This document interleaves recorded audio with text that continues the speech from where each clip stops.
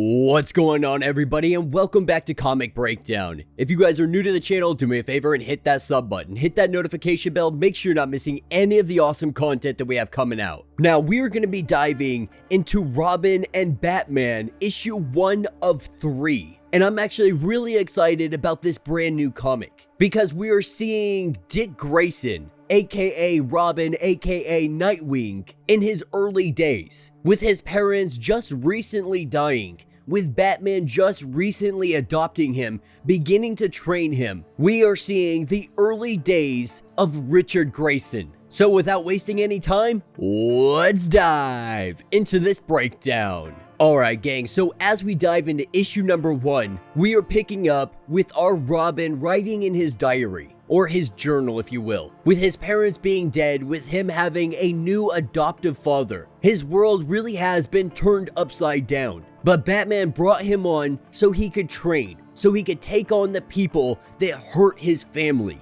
And really, this kid, he's living in a nightmare. His entire life right now has been flipped upside down, and he really doesn't know which way is forward. The only thing he knows is his anger, his want for revenge, his want to avenge his family's death. And so our story starts with a young Dick Grayson, currently dressed in all black, having an earpiece in his ear, and Batman has sent him out on one of his first missions, just to test and see how he will do. Now, these guys don't seem to be any kind of crazy bad guys. They look to just be street thugs taking some meat out of the back of a truck. And so with our young Dick Grayson not currently going by Robin just yet, he jumps into the fray. He starts taking these guys on with Batman in his ear. Batman is telling him what he is doing wrong, how he's not focusing on the whole picture, how he's not paying attention to all of his surroundings around him. Now Dick lets him know that I got this covered, that I don't need you talking in my ear. Let me handle this situation, and afterwards we can do an after action review. But we see our young Dick Grayson put into a chokehold. With him being choked out, Batman lets him know that he's going to come in, telling him no, telling him that he's got this. Batman tells him he's lost control of this situation, telling him to abort the mission now or he's coming down there and he is going to handle it himself. But we see Richard, he starts beating the crap out of these guys, and he puts all of them down on the ground. And so he didn't abort the mission, he didn't stop, and you see the smirk on his face. He's happy. He just did what he was supposed to do. He took these guys down. And that's when the Batmobile shows up. Batman stepping out, and he is angry right now because he told him to abort mission. He is not listening to instructions. He is not listening to whatever Batman has to say. And this worries Batman because this can get him killed. But Dick tells him that I told you I had this under control. And as Batman throws one of his batarangs, he hits a guy coming out of the truck, saying that you didn't have the situation. You didn't pay attention to everything, and that simple fact right there, this could have got you killed today. That you weren't seeing the whole picture. You got tunnel vision on these couple of guys and didn't see the guy inside of the truck, telling him to pick up his earpiece and get in the damn car. And as they take off down the road, there is a lingering silence, neither of them saying a single word to one another. But when Dick does go and try and say something to Batman, Batman tells him to just shut up, that he doesn't want to hear it. We can see how angry Batman truly is right now. And getting back to the Batcave, Alfred asks how things went, and Batman says absolutely nothing. And Dick tells him that it went fine, that he simply didn't need any help. But Batman says that he almost got himself killed, saying that he knew he was not ready, telling him that he was too sloppy, that he's not ready for operations, that he put him into the field far too early. And so because of that, he tells him that there will be no more operations. You will continue your training. You will continue working on doing all of this. Of course, he is opposed to this. He's not happy about it. And Alfred goes to chime in. He goes to interject into this. And Batman rudely tells him, like, no, you can't. Telling Alfred that he needs to stay out of this. Alfred with a smug look on his face, like he just wants to punch Batman in the face for being so blatantly rude to him. But we see the young Dick Grayson, he goes running off saying that this is not fair, that they were supposed to be partners in all of this, and he's not being treated as such. Batman telling him that storming off and having a tantrum like a child, it only goes to prove that he is not ready. Now turning and looking to Alfred, Batman tells him to don't say it, believing that he was going to say because he is a child. Alfred lets him know that if I were to say that, you would simply say the child died with his parents, that he needs to be a soldier or something to that nature. But Batman believes this to be true because this only works if he has the armor he needs to survive out there on his own. And he's not going to put a child into danger. Dick Grayson needs to be something more. He knew that. Alfred knew that. Now, all Alfred knows is that he was going to help a child in need, to help a little boy who lost his family.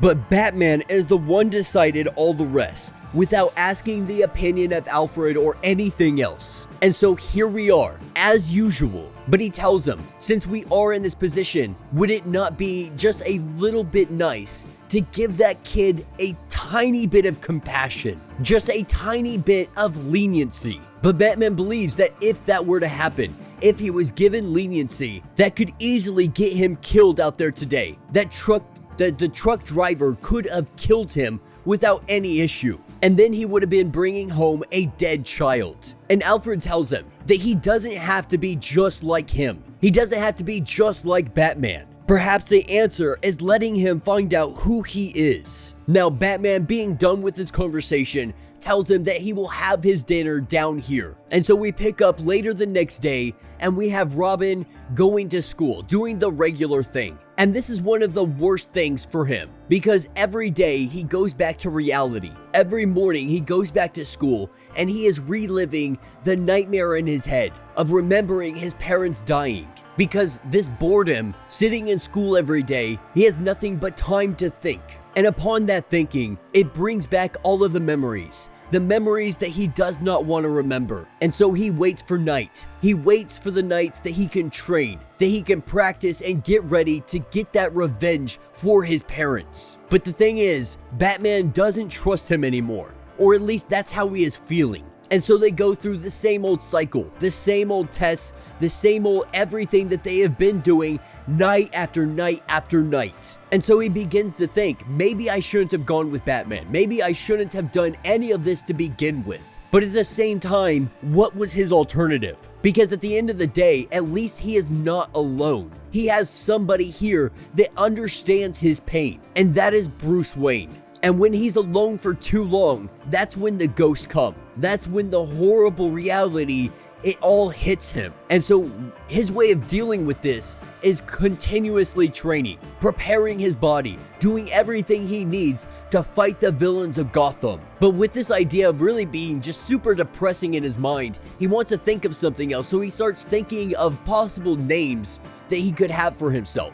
Bruce Wayne has his alter ego, and that is Batman. And so Dick thinks that he needs to come up with his own name. Now, he thought about Batboy for quite some time. Obviously, Batman is super opposed to that idea. And Dick doesn't think it's a great idea because it's not really gonna grow with him. You can't be calling him Batboy when he's 20 years old. And so going over a bunch of names, he thinks maybe Nighthawk, maybe Nightwing.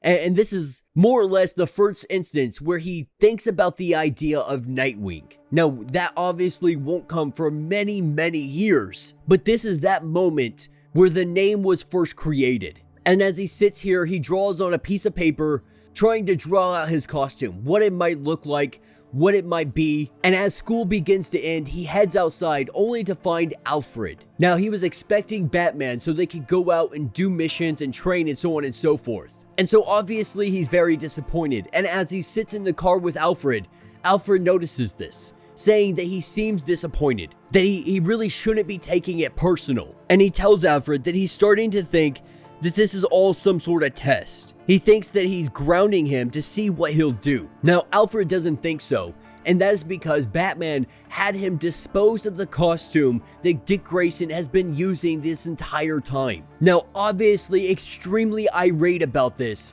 he tells him that he had no right to do this, that costume belonged to him, and Alfred tries to tell him that maybe it's for the best. maybe it's best that you just be a kid, that you enjoy your childhood and you don't try to become some kind of soldier or sidekick to the Batman, saying that maybe in a couple years with more training, things might be a little bit different. Now, obviously, he doesn't want to hear any of this, telling him that that's not what he agreed to. That is not why he came here. That was never part of the deal for him to live in Wayne Manor. And so he goes up to his room and he starts creating his own costume, using little bits of pieces that belong to the Flying Graysons. With him sewing the R onto his costume, we are seeing the very first costume ever created for Robin. And he picked the name Robin just to make Batman mad, because it's not darker, it's not more sinister, it's not more threatening. And he picked all of these crazy bright colors to make Batman even more mad, to make him stick out like a sore thumb and kind of F you to Batman, saying that I will make my costume however I like and you cannot stop me from going out there. But that's when we pick up with Batman making his way around Gotham City. Now, he was also blind to what was going on, because the truth of the matter is those guys that were robbing that meat truck, it was something of a much bigger picture. He didn't realize it because he was too focused on trying to train Dick Grayson. But he had Jim Gordon release these guys from prison. Releasing them from their jail cells, they went directly back to their boss, and that led them into the sewers. And so Batman is recognizing that something is going on, it's much bigger than he anticipated, and now he is going down to investigate what happened. And as Batman makes his way into this sewer, what Batman did not know, or at least Robin believes Batman didn't know, is that Robin has been tailing him this entire time, and he goes following him down into the sewer systems. And as Robin goes down here, looking around to see which way they went, after traveling just a little bit, he sees them off to the side. He sees all of these goons that he had beat up just recently. Recognizing that something's not right here, believing that he had the drop on these guys and Batman, he is recognizing that Batman must have circled around and realized that Robin had been following him. And now he knows he's going to be in so much trouble. And when he turns around, he doesn't find Batman, he finds Killer Croc. And Robin, he goes to throw a punch, but Killer Croc blocks it with no problem, picking him up by his throat, asking him where did he get this costume? Why is he wearing it? Wanting some kind of answer, beating the crap out of young Robin. From behind Killer Croc, this is where we hear Batman tell him to get away from him. And we see the two of them, they start brawling it out. Batman taking a punch straight to the side, and Batman pulling out a trick to hurt Killer Croc to get him away from here, with Killer Croc running off in the opposite direction. Our young Robin goes over to Batman, and Batman has 2 broken ribs, asking what the hell is Robin doing here? And he just apologizes, but asks, are we gonna go after Killer Croc? Batman saying that he has 2 broken ribs, and they lost the element of surprise. And so they are done here. They are calling it a day and they're going home. And that's what picks us back up in the Batcave, with Batman extremely furious that Robin was able to slip past Alfred. Robin tells him that he thought this was all a test. He thought he wanted to see how determined Robin actually was to prove that he was ready, telling him that his outfit is ridiculous. How could he think about going into combat wearing something like that? Robin putting his head down, saying that it's not ridiculous, that it was part of what his family was. Now Batman, he knows that. He knew immediately as soon as he saw it. And that's why he made something for him. Going over to the side, we see the Robin suit that Batman had designed and made for him. Batman saying that he was going to give it to him next week, that he was going to let him join him. But this is when he finally realizes Batman has been reading through his journal. That is the only way that he could have found out about Robin. And Batman tells him that they can't have secrets. Dick Grayson obviously extremely furious because that's all he had. That was the only bit of privacy that he could keep to himself. And Batman went in and he really invaded that privacy. And it's almost a heartbreaking moment because Batman, he was doing this with the best of intentions, believing that Dick Grayson would be happy about this, making him a part of the team overall. that he was giving him a gift, and he didn't expect this reaction from him. And so he goes up to his room, he tears apart his journal, and in the sewers, we have Killer Croc dressing up and heading out into the world. And he makes his way to the circus. As he looks around the circus, looks at all the people, he remembers the past. He remembers a time when he saw the Flying Graysons. He looks at all of their old equipment, seeing all of this, seeing the posters, seeing the colors from the Flying Graysons. Killer Croc has just figured out who this young costume hero is. And that will be the end of this issue. So let me know what you guys think down in the comments. The artwork, I think, it's unique. It's definitely like some watercolor, and I'm not 100%, I'm just not a big fan when it comes to watercoloring comics or having the watercolor look to it. You know, we're living in an era where we can make some amazing artwork where it pops so well. But they like to do this, especially when we're talking about older storylines, or they're going back in time to tell an old story. They love to use some kind of older artwork, which I've never really been a fan of. But I'm not saying it's bad artwork, it's just not to my liking.